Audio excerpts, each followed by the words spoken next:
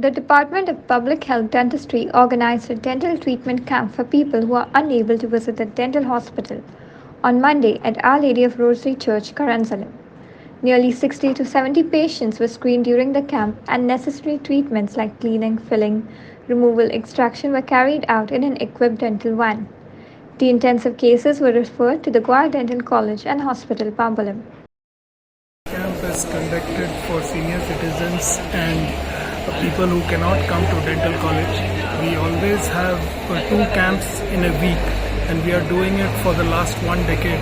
So we are treating a lot of patients who cannot travel to dental college, and it's a treatment camp. We do the treatment, it's not a checkup camp. We do the treatment like filling, extractions, impressions and all the other treatment, and we give them a card here. So with that card they can come to dental college and they will get preference there for this thing. Today already 60 to 70 patients are registered for this camp here, and I hope all the patients benefit from it. So we've currently come here for a dental camp from the Department of Public Health Dentistry.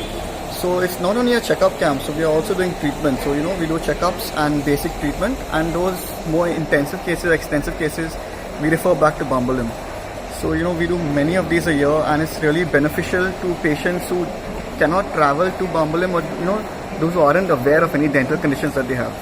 Sagun Gowde for Herald TV.